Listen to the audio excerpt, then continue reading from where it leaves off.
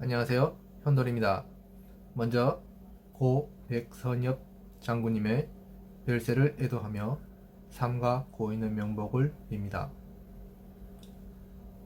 제가 이번에 일본 자위대에 대해서 이야기하려고 하는 것은 일본 자위대를 옹호하려고 하는 의도가 아니라 현재 일본 자위대의 법적 지위를 제대로 이해하고 자민당이 자위대를 군대로 변경시키기 위해선 어떤 절차가 필요한지 알려드리기 위해서입니다.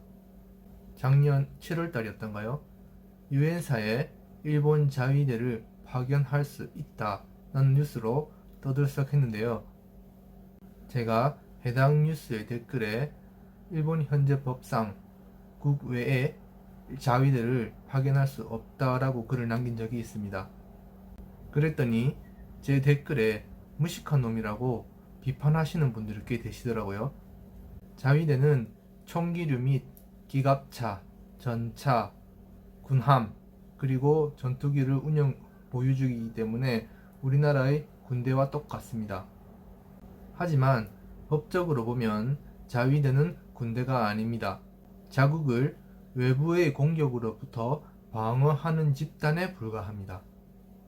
법적인 지위와 실제로 보이는 것이 다른 경우는 종종 있습니다.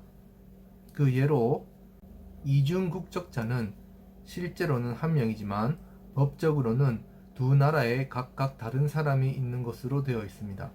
법인 또한 법적으로 인정한 인격이라는 뜻이지 실제로 사람이 아닌 것과 같습니다. 일본 자위대가 군대가 아니라는 예를 한 가지 들어보도록 하겠습니다.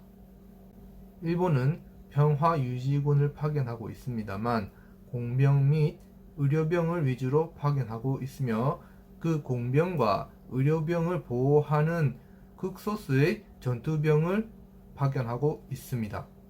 자위대의 작전지에서 전투가 일어나 적을 사살했을 경우를 생각해 봅시다. 일반적으로 군대가 교전 중에 적을 사살하는 것은 있을 수 있는 일입니다. 하지만 자위대는 적과 교전이 있었고 그리고 적이 사살되었을 경우 일본으로 귀국하여 방위성에서 조사를 하도록 되어 있습니다. 총기 사용의 정당성, 즉 자위대가 먼저 총기를 사용하였는지 적이 총기를 사용하여 그에 대한 대응으로 총기를 사용하였는지를 조사하게 됩니다.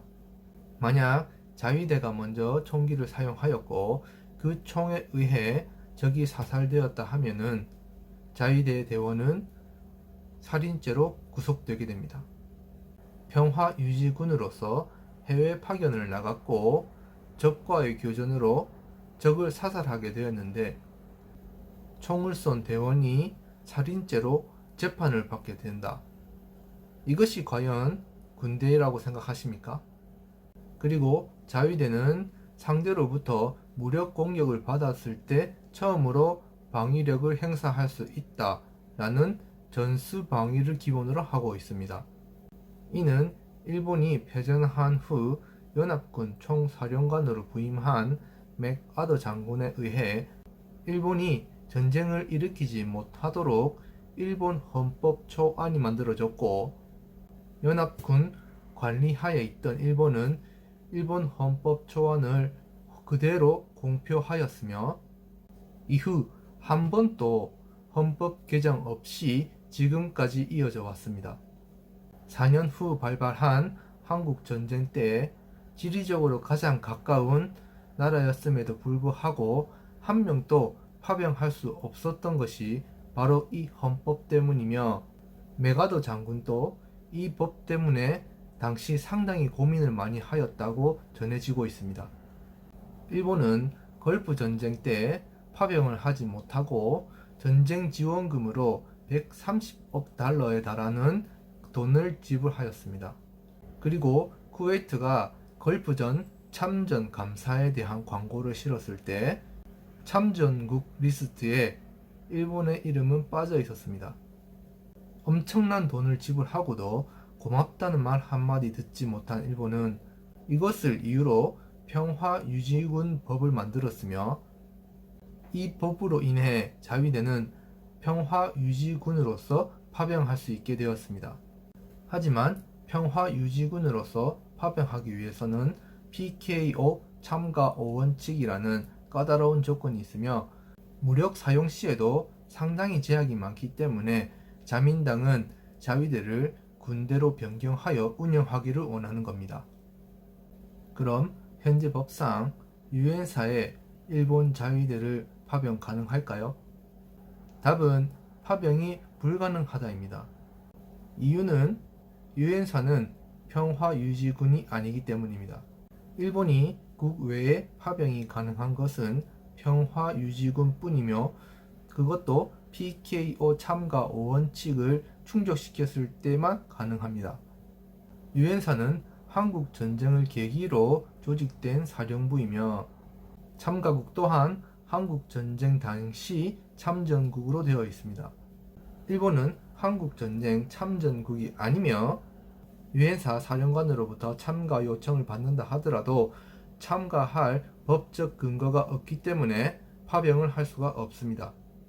그렇다면 우리나라가 일본의 군사력을 경계해야 될 시점은 언제일까요?